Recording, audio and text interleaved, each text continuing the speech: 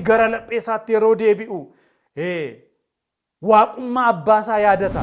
Isa akkan filanneef, isa wajjiniin akkan taaneef akka nama bifa hin qabne ta'e, akka nama bareedina hin qabne ta'e, yeroo isaan dhiphatanii balbala isaanii cufatanii yeroo isaan taa'anii jiran sanatti dhaga gidduu isaaniitti argame nagaan isiniif haa ta'u kan isaaniin jedhe. Mucaa keetti nan lakkaa'ini garboota kee tajaajiltoota kee akka isaanii akka tokko isaaniitti na lakkaa'in jedha. Inni akka hoolaa qalamuudhaaf deemutti akka kanatti lakkaa'ame yeroo kanatti dhaga jarreen kun gara mana isaaniitti afeeruudhaaf jedhanii jedha. Namni gara lapheesaatti yeroo deebi'u mana abbaasaa yaadata. Waaqayyoo na wajjiniin bu'aa jedhee kan isaaniin filate gooftaa keenya uumaa keenya Yesuus Kiristoos akka ta'e beekanidha.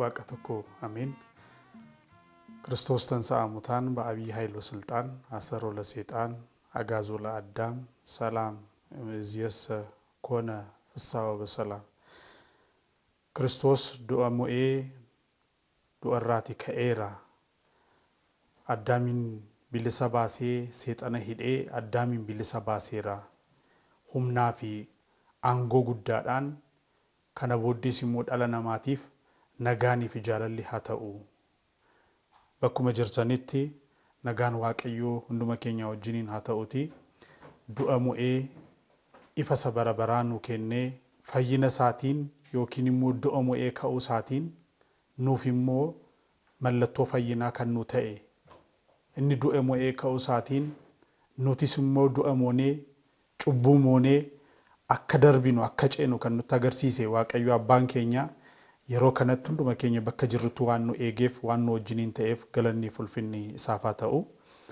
akka jaalala waaqayyootti hin baranna waaqayyoo hunduma keenya wajjiniin ta'ee iccita isaa lafarraa kan hin taane isa samiirraa isa foonii kan hin taane isa hafuuraa kan ittiin bannu kan hin taane kan ittiin jireenya bara baraatti argannu akka nu barsiisuuf fedhaa fi jaalala isaa nuuf haa ta'u akka jaalala waaqayyootti wangeela sagantaa yookiin immoo kadhannaa qulqullinaa yookiin kadhannaa qaddaasii irratti barreeffame yookiin dubbifame walii wajjiniin ilaalla. Kunis wangeela Luqaas boqonnaa 24 lakkoofsa 13 kaasee sagalee jirudha. Imaltoota Emaa'us jecha jedhuun walii wajjiniin hin baranna jechuudha.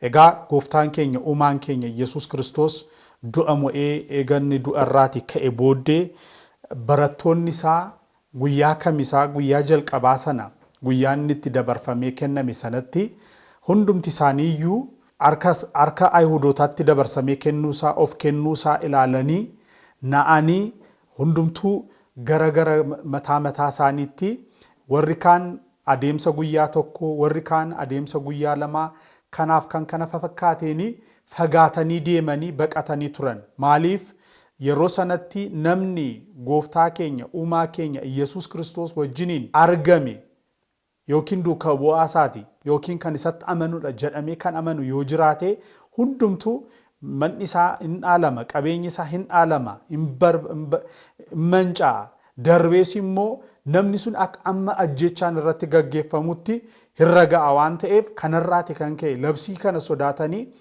duukaa bu'oonni Kiristoos hundumti isaanii guyyaa kamisa qabameeti kaasee darbees immoo warri kaan immoo kan akka Yohaannis faa hanga guyyaa jimaataatti hanga dhuma fannootti kan argani jiru turanii jedha. Kanarraatiin kan ka'e hundumti isaanii kara mataa isaaniitiin bittinnaa'anii turan. Jarreen kana keessaa tokko kan ta'anii Luqaasiif Qaleyoophaa kan jedhaman namoonni lama yookiin duukaa bu'oota Kiristoos keessaa kan ta'anii jarreen lamman kun gara biyya Emaa'us jedhamtu adeemsi ishee fageenyi ishee baay'ee kan ta'e lama ta'anii walii wajjiniin deemanii jedha. Gara boqonnaa 60 kan ta'u jedheeti kan inni kaasu. Kunis fageenya adeemsa guyyaa lamaatii ol kan ta'u akka ta'e nutti hima. Egaa guyyaa amma kana adeemsa amma kana yeroo isaan deemanii gooftaan keenya uumaan keenya Yesuus Kiristoos guyyaa sadaffaa irratti du'a mo'ee eega ka'e booddee hunduma isaaniiyyuu gara bittinnaa'anii jiranitti sassaabuu jalqabee ture jedha. Jarreen lamman kun sagalee Waaqayyoo walii wajjiniin ta'anii gara biyya isaanii gara Emaa'usitti adeemaa turan. Imala isaanii keessatti sagaleen Waaqayyoo akkuma nutti himutti jarreen lamman kun gara naannoo Emaa'us jedhamtu sanatti adeemaa turanii. Adeemsa isaanii keessattis waa'ee gooftaa keenya uumaa keenya Yesuus Kiristoos waa'ee sagalee Waaqayyoo walii wajjin barachaa dubbachaa deemu turanii jedha. Yaa saba Waaqayyoo yeroo wajjiniin ta'an yeroo maatii keessatti sassaabamnu yeroo imala qabaannee adeemsa hafuuraas haa ta'u fooniinis yeroo adeemnu haasaan keenya jechi keenya yookiin immoo yaada wal jijjiiruun keenya waa'ee maaliiti waa'ee sagalee Waaqayyoo hin dubbannaa laata? Waa'ee sagalee Waaqayyoo walii wajjin hin mari'annaa laata? Waa'ee gidiraa manni kiristaanaa irra ga'aa jiru hin dubbannaa walii wajjin hin dubbannaa laata?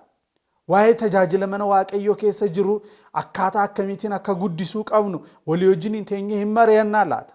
Jarreen kun lamman isaanii walii wajjin otoo deemanii waa'ee gooftaa keenya uumaan keenya Yesuus Kiristoos inni dhala namaatiif jedhee gidiraa inni irra ga'e rakkinni irra ga'e hanga du'a fannootti ammam akka nu jaallate darbees immoo dhala namaa fayyisuudhaaf gidiraa inni fudhate hundumaa kaasanii walii wajjiniin keessi isaanii gubachaa haasa'u turanii jedha. Yeroo kanatti dhagaa jarreen kun waa'ee kana kaasanii yeroo isaan dubbatanitti gooftaan keenya uumaan keenya Yesuus Kiristoos waamamuu maqaa isaatiif ulfinniif galanni isaaf haa ta'uuti gidduu isaanitti argamee jedha. Isaanii wajjiniin ta'ee akka san beekneef ija isaanii dhoksee sana booddee maal godhe jedha.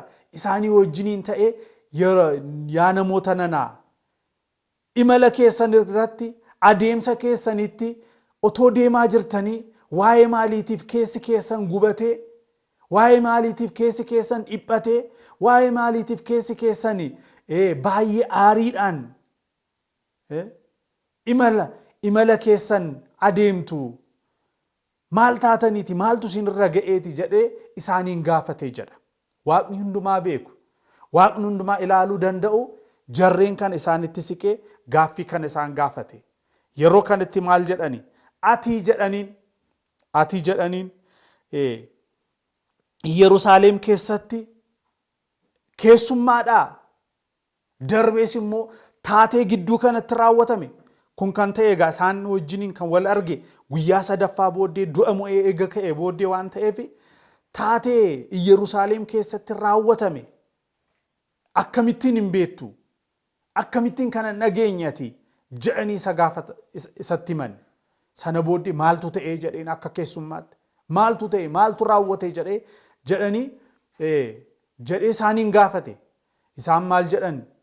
Waa'ee gooftaa keenya uumaa keenya Yesuus Kiristoos ati nageenye qulqulluu otoo ta'ee jiru qulqulluu ta'ee jiru jaalala dhala namaatiif jedhee foon uffatee hojjaa gabaabaatiin fuundura keenyatti mul'atee otoo jiru qulqulluu ta'ee otoo jiru isa fuudhanii hattoota saamtota wajjiniin gidiraa baay'ee isarra geessisanii hanga du'a fannootti isa geessisanii. Kan akkamittiin ati nageenye jedhanii isatti himan.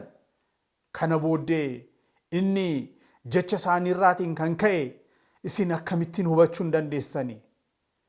Inaaffaadhaan amilee guddaadhaan waa'ee isaa akkasitti dubbattu inni gaariidha. Garuu akkamittiin kitaabota irratti wanta dubbatamee jiru wanta barreeffamee jiru raajiiwwan himamanii jiran darbees immoo kitaabni qulqulluu kakuu durii keessatti waa'ee isaatiif raajoonni waan isaan dubbatan akkamittiin hin hubanne?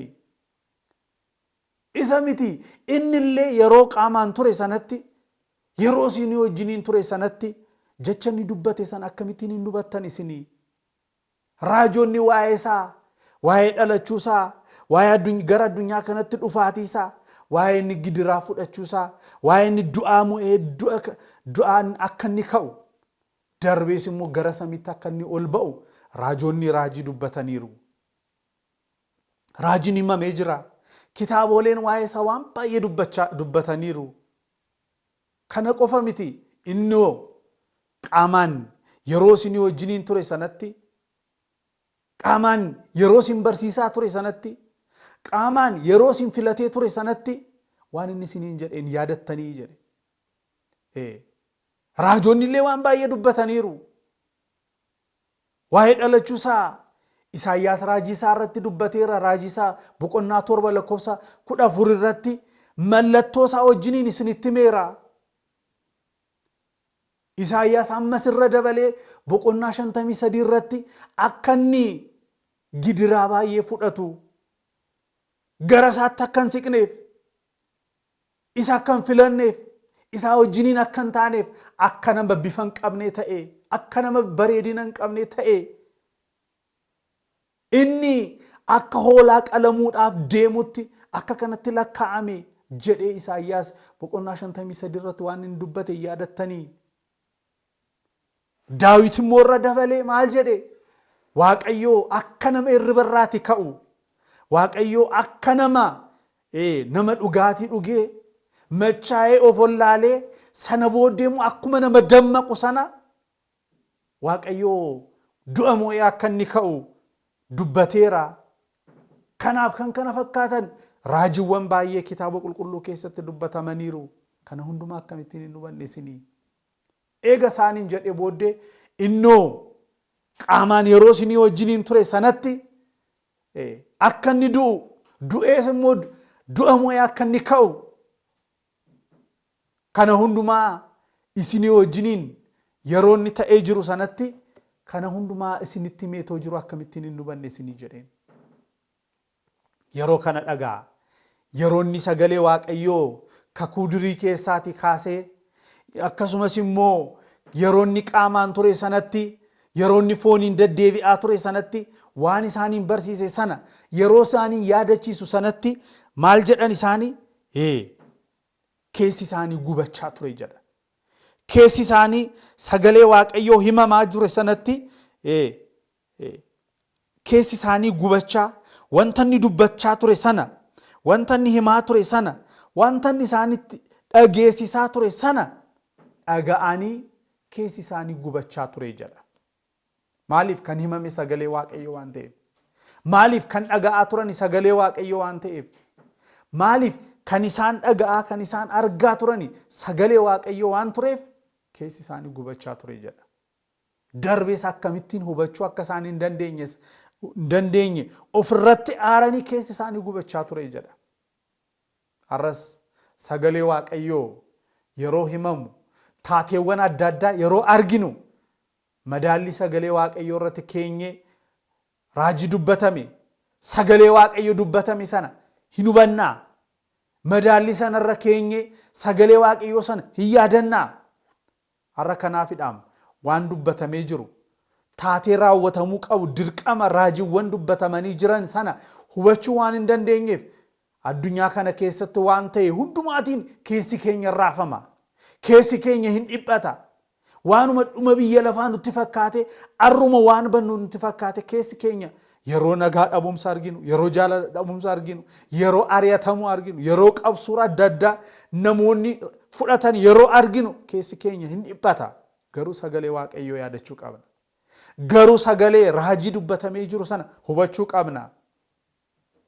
Namoonni kun sagalee Waaqayyoo kana eegii dhaga'anii jecha isaaniitti hime sana eegii hubatanii booddee keessi isaanii gubachaa isaanii wajjiniin inni jiru eenyu akka ta'e itoo hin hubatiin keessi isaanii gubachaa isaanii wajjiniin adeemaa isaanii wajjiniin ta'aa sagalee Waaqayyoo kan inni isaanitti hime sana otoo hin dhaga'iin otoo hin hubatiin hammeyoonaa turuu isaaniitiin keessa isaaniitiin aaranii waan isaanitti himaa ture sanaa fi waa'ee isaatiif waa'ee sagalee dhaga'aa turan sanaaf keessi isaanii wajjin isaa wajjiniin ta'anii itti himaa deebisanii itti himaa turanii jedha.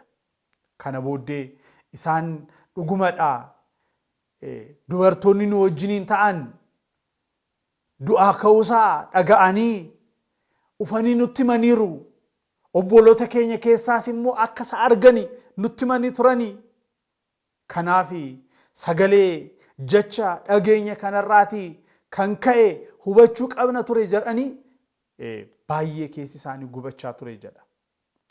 Yeroo kanatti gooftaan keenya uumaan keenya Yesuus Kiristoos sagalee isaa eega isaanitti himee kitaaba kakuu haaraa kakuu durii keessaatii wanta isaanitti himamuu qabu sana eega isaanitti himee booddee yeroo sanatti gara mana isaaniitti dhiyaachaa dhufanii jedha. Gara mandara seenuu qaban gara biyya Emaawus sanatti dhiyaachaa dhufanii jedha. Yeroo isaan gara Emaawusitti dhiyaachaa dhufan sanatti inni immoo isaan biraatii hafuudhaa fi gara duubaatti jechaa ture jedha. Yeroo kana dhagaa isaanis wada gara dallaa yookiin immoo godoo isaanii mana isaanii yeroo isaan qaqqabaa turan sanatti inni isaanirraa duubatti yeroo inni jechaa dhufetti maal jedhani jedha guyyaansaa dukkanaa'uudhaaf jedha. Kanaaf ati kana booddee eessayyuu hin deemtu nu wajjiniin buli jedhanii waa'ee inni gorsa sagalee waaqayyoo isaanitti mirraati kan ka'e tokko. Lammaffaa irrattis immoo keessummaa isaanii wajjiniin waan ta'eef adeemsa fagoo waan deemutti fakkaate otoo isaan hin hubatiin gara godoo isaaniitti gara mana isaaniitti akka isaanii wajjiniin seenuudhaaf jedhanii hin affeeranii jedha. Maaliif? Manni kan waaqayyoo waan ta'eef. Har'a kana raawwannaa yeroo jennu yeroonsaa nurratti baay'ee hamaa waan ta'eef nutis kanan jennu warra keessummoonnis immoo sagalee afeerraa kana fudhatanii gara mana keenyatti hin seenani. Maaliif? Dura abbooliin keenya miilla dhiqanii siree gadhiisanii nyaata nyaachisanii keessummaa mana isaanii keessatti keessumsiisu. Keessummaanis nyaatee dhugee bulee eebba waaqayyoo isaaniin eebbisee eebbi waaqayyoo akka isaanirra bulu isaaniif fedhasaa yookiin immoo hawwiisaa dubbatee ba'ee deema. Harroo nu amananii yoo bulanii nuti miidhaa kan biraarra geessisna. Amannee yoo bushine miidhaa nurratti geessisu jennee waan sodaannuuf har'a keessummaa kan keessumsiisus mana isaatti kan afeerus hin jiru. Manni kan eenyuti yeroo jennee gaafannu manni kan waaqayyooti jenna. Garuu manni kan waaqayyooti yeroo jennu keessummaan waaqayyoo keessatti keessumsiisamaa yeroo jennu gaaffiidha kun. Kanaaf yeroo kanatti maal jedhani? Yeroon aduun dhiiteetti. Kanaaf kottu nu wajjiniin buli jedhanii ni jedha. Har'a kana jecha kana dubbachuun nurraatii barbaachisa. Barri kun dukkanaa'eera. Jireenyi keenya dukkanaa'eera. Yaadi keenya abdiin keenya dukkanaa'eera. Wanta ija irratti kaawwannu hundumtu badaa jira. Yaa Waaqaa gooftaa nu wajjiniin ta'e jennee waaqayyoon ofirratti gara keenyatti afeeruu qabna. Aduun dhiiteetti jedhani. Qulqullichi Phaawulos ergaasaa gara saba warra Roomee boqonnaa 13 lakkoofsa 11 irratti yaa obboloota koo irri barraati yeroon isin itti dammaqtanii yeroonsa akka ga'e hin beektanii jedhee kan dubbatu. Hin beektanii eega jedhee booddee aduunsaa dhiyeera. Yeroonsaa dukkanaa'eera. Yeroonsaa yeroo dukkanaa ta'eera. Kanaaf yeroon isin itti dammaqtan yeroon isin itti kaatanii ga'eera jedheeti kan inni dubbatu. Kanaaf yeroo waan baay'ee nutti dukkanaa'e kanatti yeroo waan baay'ee fuuldura keenyatti abdii nu dhabsiise kanatti yeroo waan baay'ee fuuldura keenyatti itti hirkachuu dadhabne kanatti yeroo wanta ijarra kaawwannu yeroo dhabnee jirru kana keessatti yaa Waaqaa gooftaa nu wajjiniin buli. Eebbi kee nu wajjiniin haa ta'u. Yaadi kee nu wajjiniin haa ta'u. Fedhiin kee nu wajjiniin haa ta'u. Humni kee nu wajjiniin haa ta'u. Abdiin kee nu wajjiniin haa ta'u. Nagaan kee nu wajjiniin haa ta'u jennee waaqayyoon gara mana keenyatti afeeruu qabna. Yaadattu taanaan torbee har'a wangeela baranne keessatti yeroo isaan dhiphatanii balbala isaanii cufatanii yeroo isaan taa'anii jiran sanatti dhaga gidduu isaaniitti argamee nagaan isiniif haa ta'u kan isaaniin jedhe. Nagaan kee nu wajjiniin haa ta'u jechuu qabna. Eebbi kee nu wajjiniin haa ta'u jennee waaqayyoon gaafachuu qabna. Yoo kana ta'eera nutis waaqayyo wajjiniin waaqayyos nu wajjiniin kan ta'uu danda'u. Yeroo kanatti dhaga jarreen kun gara mana isaaniitti afeeruudhaaf jedhanii jedha. Gara mana isaaniitti afeeranii yeroo kanatti isaanii wajjiniin seene eega mana isaaniitti seene booddee akka aadaa keenyatti akkasumas immoo akka amantaattis kadhannaanii keessummaadhaaf kennama. Kadhannaanii nama aangoodhaan caaluuf kennama.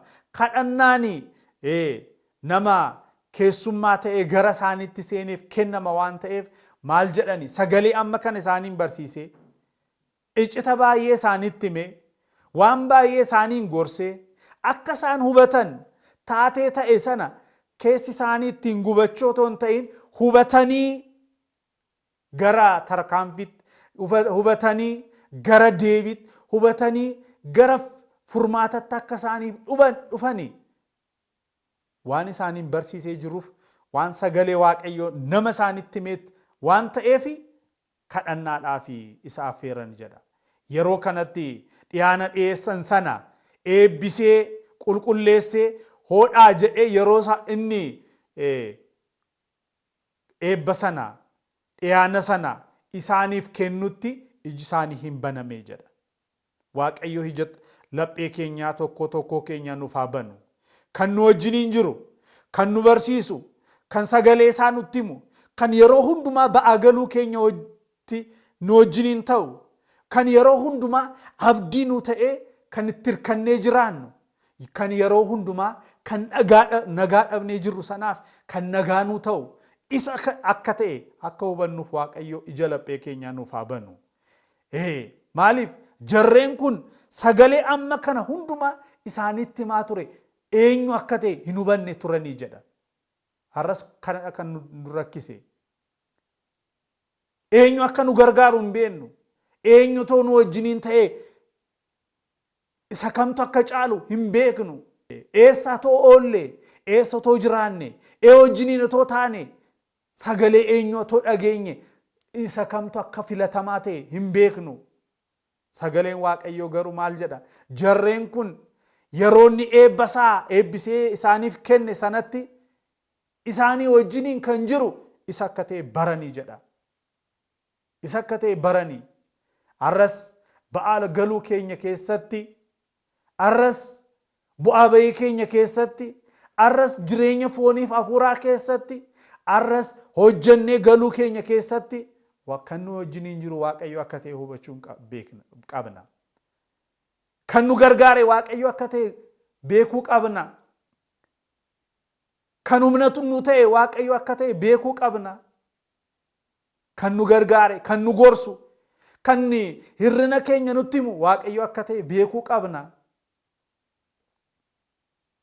Darbees immoo waan dhageenyu, waan arginu hundumaatiin keessi keenya dhiphachuurraati dadhabuu dhiisnee kan nu gargaaru, kan nagaasaa nuu kennu, kan boqonnaa nuu kennu, kan tokkummaa nuu kennu, kan laphee keenyaaf jabina nuu ta'u, kan nagaa dhabneef nagaan isiniif haa ta'u kan nuu jechuu danda'u, nagaas kan nuu kennuu danda'u isa akka ta'e hubachuu qabna. Ba'aa galuu keenya keessatti kan nu gargaaree yoonaan kan nu ga'e, ba'aa galuu keenya keessatti nu gargaaree irrina keenya kan nu guute waaqayyo akka ta'e beekuu qabna. Kan kufne kufaatiiti kan nu kaasuu danda'u, kan banne barbaadee nu argachuu kan danda'u waaqayyo akka ta'e hubachuu qabna.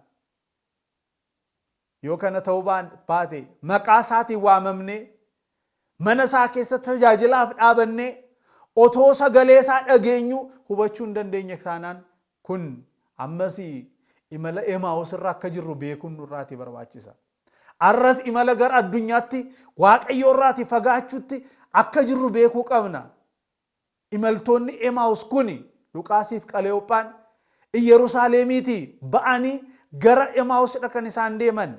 Yerusaalem biyya nageenyaa, biyya araaraa, biyya fayyinaa, biyyatti waaqayyo fayyina sanatti kenne sana keessaati baqatanii, fagaatanii, sodaatanii ba'aniiti kan isaan deeman. Arras kan nu wajjiniin jiru, kan nu gargaaru, kan sagalee isaa nutti himu, kan yeroo hundumaa isaa wajjiniin ta'uu keenyaan bu'aa kan irraati argannu waaqayyoof waaqayyo qofadha ta'u akka ta'e beekuun nurraati barbaachisaadha. Yoo kana ta'eedha Yerusaalemiiti gara Emaa'usitti miti kan deemnu. Yoo kana ta'e Yerusaalemiiti baanee kan godaannu miti. Yoo kana ta'e akka Nuhaamiin Beetalehemiiti gara Mo'aabitti miti kan godaannu. Gama kaaniin Mo'aabiiti gara Beetalehemitti dhufnarraati kan hafe. Garatti beeluu baanu, garatti boqonnaa argan, gara sanatti kan deebinu. Yeroo sanatti kan isaanii wajjiniin jiru, kan isaanitti hime, kan amma yoonaa isaaniin gorsaa ture, kan amma yoonaa sagalee waaqayyootti himaa ture, kan amma yoonaa dadhabina isaanii, hirrina isaanii isaaniitti agarsiisaa ture.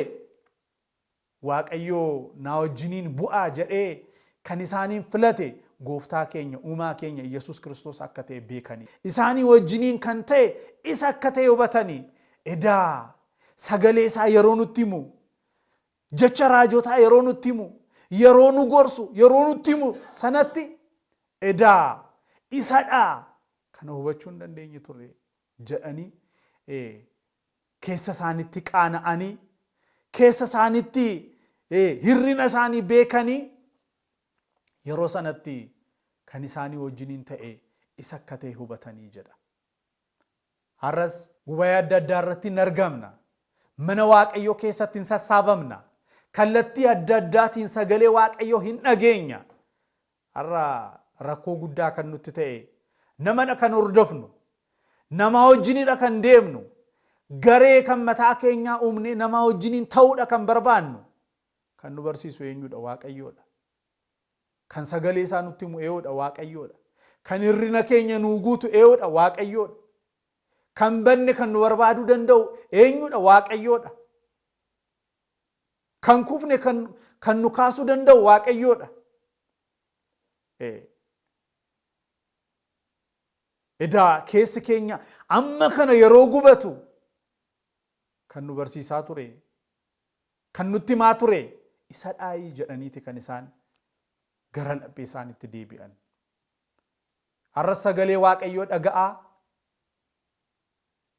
Yerusaalemiitii gara Emaawusitti baqannee waan waaqayyoo nu godhe, waan waaqayyoo nu barsiise, waan waaqayyoo nutti himaa jiru hubachuu dhiisnee nama wajjiniin garee uumnee kan deddeebinu. Namoonni dallaanuu ijaaranii keessatti seenuudhaaf, dallaa waaqayyooti ba'uudhaaf kan fiignu, tokkummaa waaqayyoo nu ijaare, sassaabinaa waaqayyoo nu sassaabe irraatii gara sassaabamuu namaan nu qophaa'e sanatti fiiguudhaaf, deemuudhaaf kan qophoofne har'a gara Yerusaalemitti, gara kan waaqayyootti deebinu. Yeroo kanatti dhaga'anii, hubatanii kan nutti himaa ture edaa isa dhaayii jedhanii gara laphee isaanitti deebi'anii kallattii sanaan yeroo isaanii otoo hin gubin gara Yerusaalemitti deebi'anii jedha. Gara Yerusaalemitti deebi'an. Dhaga'aniiru, barataniiru, hubataniiru, itti himameera. Kanaaf yeroo hin gubne, yeroo ta'uun fudhatiin gara Yerusaalemitti imala isaanii jalqabanii jedha. Har'as sagalee waaqayyoo dhaga'aa jirra. Waaqayyoo nu barsiisaa jira. Waaqayyoo nutti himaa jira. Har'as iccita baay'ee waaqayyoo tokko tokko keenyaaf nu ibsaa jira. Yerusaalemiitii gara Emaawusitti kan godaanne, Yerusaalemiitii gara Emaawusitti kan baqanne, Beetalihemiitii gara Mo'aabitti kan deemne, biyya Yihudaatii gara Gibxitti kan godaanne har'a gara waaqayyootti deebinu.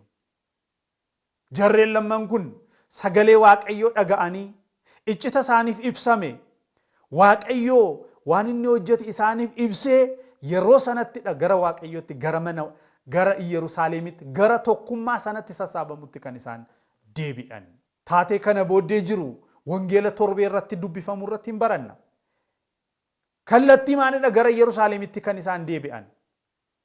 Gara tokkummaa duuka bu'ootaatti, gara tokkummaa inni isaaniin sassaabee maatii isaaniin ijaaree ture sana keessatti gara sanattidha kan isaan deebi'an.